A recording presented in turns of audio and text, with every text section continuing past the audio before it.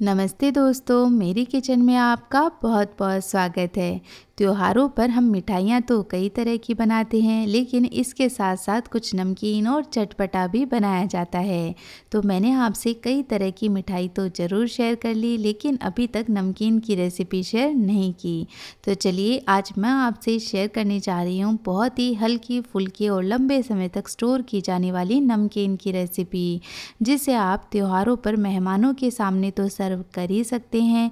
साथ ही जब भी छोटी मोटी भूख सताए या चाय के साथ कुछ सर्व करना हो तो ये नमकीन बहुत मज़े की लगती है। तो चलिए ये बहुत ही चटपटी हल्की फुल्की पोहा नमकीन बनाना शुरू करते हैं। इस नमकीन को बनाने के लिए सबसे पहले एक पैन या कढ़ाई के अंदर हम तेल गर्म होने के लिए चढ़ा देंगे। शुरुआत में क्योंकि अभी हमने तेल गर्म होने के लिए चढ़ाया ही है तो इसका टेम्परेचर कम गर्म है। तो जो चीज़ें हमें एकदम कम गर्म टेम्परेचर में फ्राई करनी है उन्हें हम पहले फ्राई कर लेंगे। तो मैंने यहाँ पर आधा कप काजू लिया है और काजू को हाफ कट कर लिया है, तो पहले इसे फ्राई कर लेते हैं। इस नमकीन को बहुत ही आसानी से बनाने के लिए हो सके तो आप इस तरह के झारे का इस्तेमाल करें। तो इससे क्या होगा कि इस झारे के अंदर ही हम सारी चीज़ों को डाल देंगे तो इन्हें निकालना बहुत ही आसान हो जाएगा और ये सब जलेंगे भी नहीं, वरना काजू वगैरह बहुत ही जल्दी से तेल में जाने के बाद जल जाते हैं। तो देखिए काजू पर बहुत ही बढ़िया गोल्डन कलर आ गया है, तो इन्हें निकाल लेते हैं। तो सारी नमकीन को हम एक एब्जॉर्बेंट पेपर पर निकाल देंगे ताकि एक्सेस ऑयल इस पेपर में ही आ जाए। अब काजू के बाद बारी आती है किशमिश की। तो इस नमकीन में किशमिश का टेस्ट भी बहुत अच्छा लगता है। तो यहाँ पर मैंने आधा कप किशमिश का इस्तेमाल किया है और किशमिश को भी हम फूलने तक पका लेंगे। तो जैसे ही किशमिश पकती हैं तो ये फूल जाती हैं अच्छे से, लेकिन तेल से निकालने के बाद ये वापस से पिचक जाती हैं। तो देखिए यहाँ पर किशमिश बढ़िया फ्राई हो गई हैं, तो इन्हें मैं निकाल लेती हूँ। आप चाहें तो इनके साथ साथ बादाम का इस्तेमाल भी कर सकते हैं। अब मैं यहाँ पर ले रही हूँ मूंगफली। तो टोटल मैंने 1 कप मूंगफली का इस्तेमाल किया है और इस नमकीन में मूंगफली का टेस्ट बहुत ही अच्छा लगता है। तो आप मूंगफली की मात्रा और भी बढ़ा सकते हैं। मूंगफली को भी हमेशा कम गरम तेल में ही फ्राई करें। तो इस तरह देखिए झारे में ही मैंने मूंगफली को डाल लिया है और इस तरह बीच बीच में चलाते हुए मूंगफली को हम बढ़िया से फ्राई कर लेंगे। अब मूंगफली का भी अच्छा कलर आ गया है और मूंगफली को जब भी जितना आपको फ्राई करना हो उससे थोड़ा सा कम फ्राई करें। इससे क्या होगा कि मूंगफली को जब आप तेल से बाहर भी निकाल देंगे तो ये धीरे धीरे अपने टेम्परेचर में और पकती रहती है, तो पूरी पक जाती है। तो अब मूंगफली को निकालने के बाद इसके अंदर हम फ्राई करेंगे डालिया, जिसे रोस्टेड चना दाल या बंगाल ग्राम भी कहते हैं। तो एक तरह से ये भुनी हुई चना दाल ही होती है और काफ़ी ज़्यादा सॉफ्ट होती है। तो इसे भी हम थोड़ा सा फ्राई कर लेंगे तो ये काफ़ी अच्छी क्रिस्पी हो जाएगी और नमकीन में इसका टेस्ट काफ़ी ज़्यादा बढ़िया लगेगा। और अब यहाँ पर हम डालने वाले हैं एक स्पेशल चीज़, वो है ये हरे मटर। लेकिन जो ताज़ा उबले हुए हरे मटर होते हैं ना, वो इस्तेमाल नहीं करने हैं। यहाँ पर मैंने जो सूखे हरे मटर आते हैं उसका इस्तेमाल किया है। बस इन मटर को आप 2 घंटे पहले पानी में भिगो दें और फिर पानी से निकाल कर कपड़े के अंदर पोंछ लें ताकि इनमें पानी ना रहे और फिर फ्राई करें।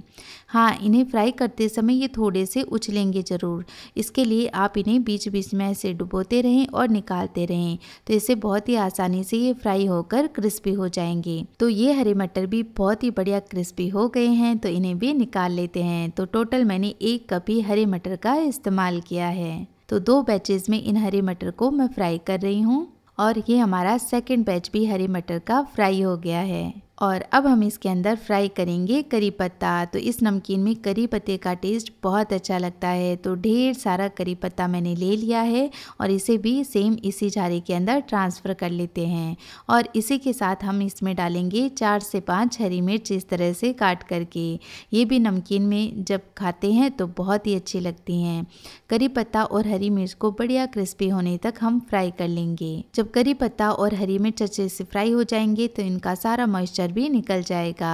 तो चलिए ये भी बढ़िया फ्राई हो गए हैं, काफ़ी क्रिस्पी लग रहे हैं, तो इन्हें भी निकाल लेते हैं। अब लास्ट के अंदर हम फ्राई करेंगे हमारा मेन इंग्रेडिएंट, वो है पोहा। तो कम से कम 3 से 4 कप पोहा हम इस्तेमाल करेंगे। लेकिन ध्यान रखना है कि पोहा को फ्राई करते समय हमें तेल का टेम्परेचर एकदम हाई रखना है, क्योंकि जैसे ही आप पोहा डालेंगे ये बहुत ही अच्छे से फूल जाता है। यदि कम गर्म तेल में आपने पोहा को फ्राई किया तो ये फूलेगा नहीं और ज़्यादा मात्रा में ऑयल को भी एब्जॉर्ब कर लेगा। और इस तरह से जब अच्छे गर्म तेल में आप पोहा को फ्राई करेंगे तो ये बहुत ही अच्छे से फूल जाएगा।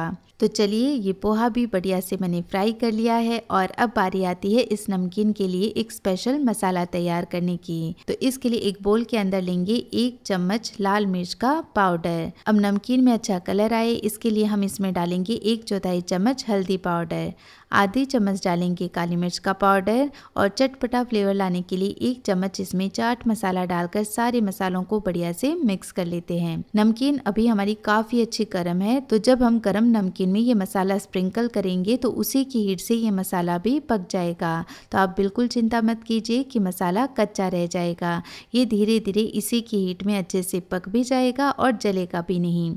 अब ये नमकीन थोड़ी चटपटी सी अच्छी लगती है तो इसमें मीठा भी जाना चाहिए, तो इसके लिए 2 चम्मच पीसी हुई चीनी ऐड कर लें और इसी के साथ इसमें स्वाद के अनुसार नमक भी मिला लेंगे। और अब इस नमकीन को आप टॉस करते हुए ही मिक्स करें, इससे मसाले भी पूरी नमकीन पर अच्छे से कोट हो जाएंगे और साथ ही जो नमकीन होगी वो टूटेगी नहीं। तो इस तरह से देखिए हमारे हाथ भी गंदे नहीं हुए और पूरा मसाला नमकीन में काफी अच्छे से कोट हो गया है। इसके बाद तो नमकीन देखने में और भी ज्यादा सुंदर लग रही है। तो एकदम कलरफुल सी हमारी नमकीन बन करके तैयार है। तो रंग बिरंगे त्योहारों पर इस तरह की रंग बिरंगी नमकीन देखते ही बनती है, खाने में तो ये कमाल की है ही।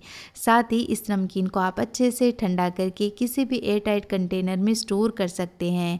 महीने भर तक ये नमकीन बिल्कुल भी खराब नहीं होती है। तो मार्केट से हम कई तरह की महंगी नमकीन लाते हैं, लेकिन आप इस नमकीन को घर पर बहुत ही आसानी से बना सकते हैं। सारी चीजें ऑलमोस्ट हमारे घर पर रहती ही हैं, तो ये काफी सस्ती भी पड़ती है। तो आप देख ही सकते हैं कुछ ही चीज़ों से हमने ढेर सारी नमकीन बना करके तैयार कर ली है। और देखिए इस नमकीन का क्रिस्पीनेस बहुत ही बढ़िया क्रिस्पी ये बन करके तैयार हुई है, बिल्कुल भी इसमें मॉइस्चर नहीं है। तो फ्रेंड्स आप भी जरूर से ये नमकीन बनाएं और कैसे बने मुझे कमेंट करके जरूर बताएं।